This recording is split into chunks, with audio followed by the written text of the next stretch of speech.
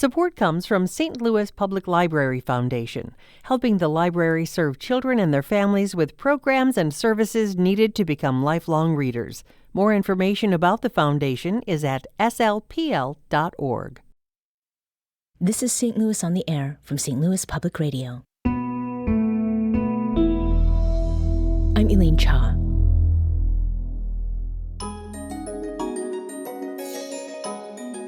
"18 inmates have died at the St. Louis City Justice Center in the past 4 years.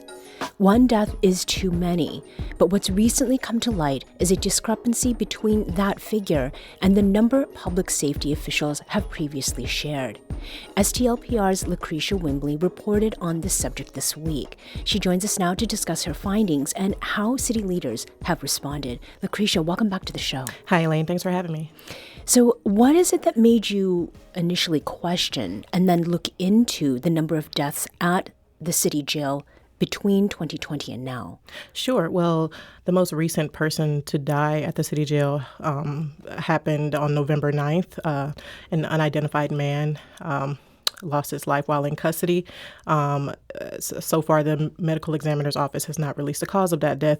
But, naturally, in following up on that reporting, I was looking to find a solid number on the amount of people who have died while in custody at the CJC in recent years.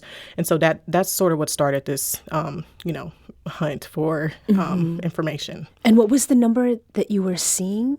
So a few local media were reporting, that 15 deaths had happened at the CJC since 2020, and some were reporting that 14 had happened at the CJC since 2020. And so, there wasn't a lot of consistency among what I was seeing being reported. And so, naturally, I just wanted to get to the bottom of it. And also looking at comments made by Public Safety Director Charles Coyle in January at a public safety town hall. He said that 15 people had died at the CJC since 2020. Now, that was prior to the two deaths that happened this year, but still the numbers weren't exactly matching up. Right, it's not adding up. So what is it that ended up being the reason for the discrepancy, Lacretia?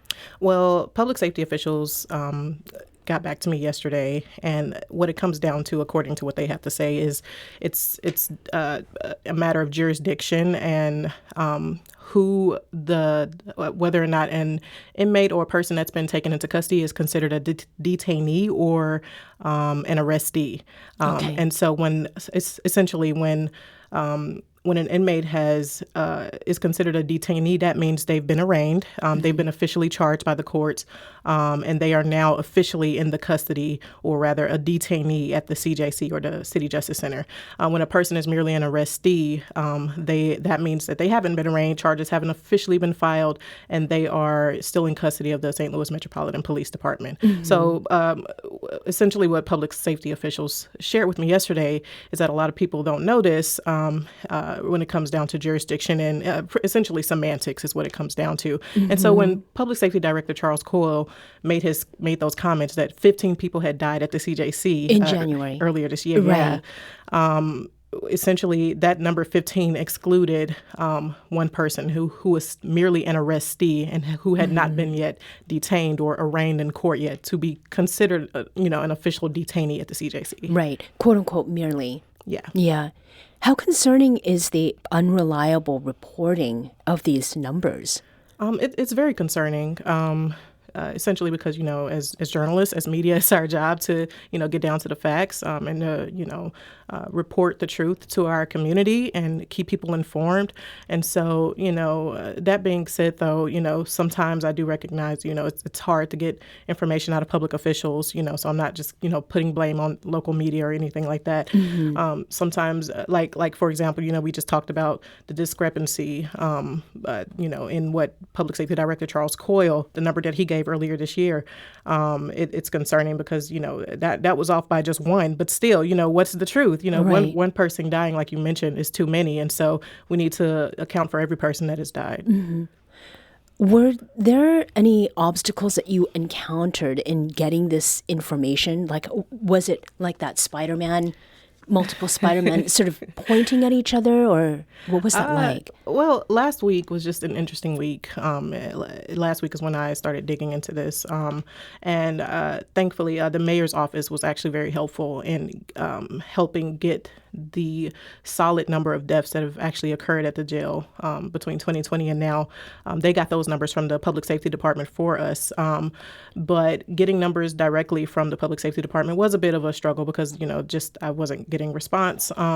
And also, I tried to get numbers from the medical examiner's office, and they wanted me to put in a records request. Well, I knew that it might take a minute. It may or may not take a minute for the medical examiner's office. However, my colleague Rachel Lippman, she did obtain a list of the names of people who died at the CJC from 2020 till now from the medical examiner's office. And she says that they were fairly quick to respond to her. So for me last week, it was just trying to get responses from people, and the mayor's office was very helpful in that. And the reasons for those deaths, were you able to gain any insight into that? Sure, yeah. So based on that list from the city ME's office, majority of the deaths were due to natural causes resulting from health conditions. And those health conditions were like heart problems or, maybe diabetes, but, health problems for the most part. 22% of the deaths, of those 18 deaths, were due to suicide, and another 22% were roughly due to drug overdoses.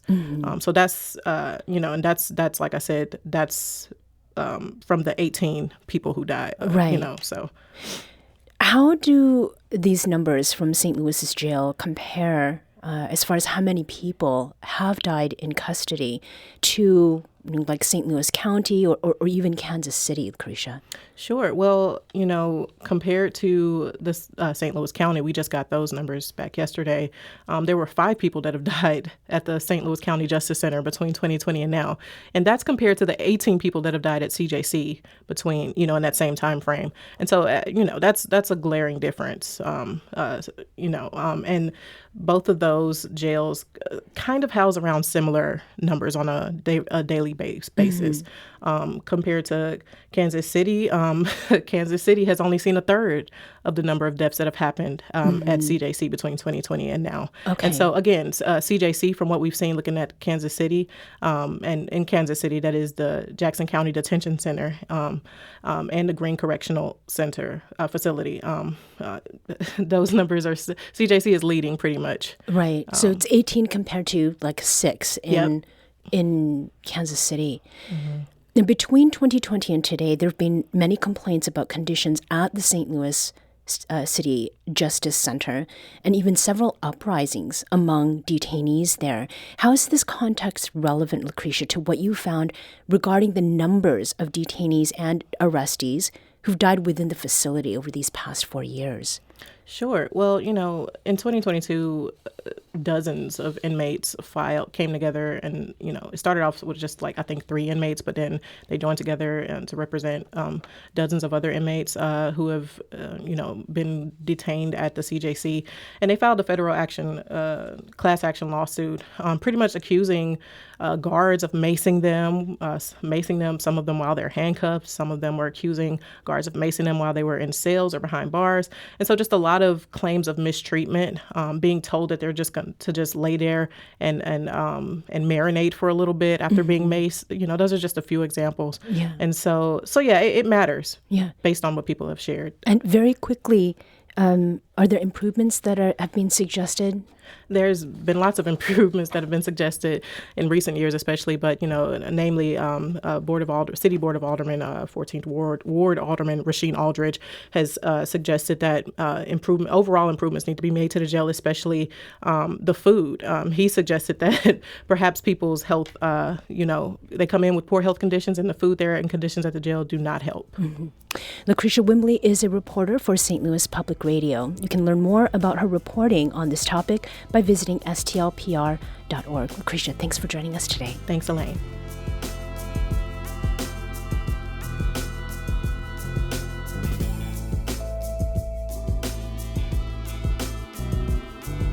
This episode was produced by Emily Woodbury. Audio engineering by our executive producer, Alex Hoyer. St. Louis on the Air is a production of St. Louis Public Radio. Understanding starts here. St. Louis Public Radio is a member-supported service of the University of Missouri-St. Louis.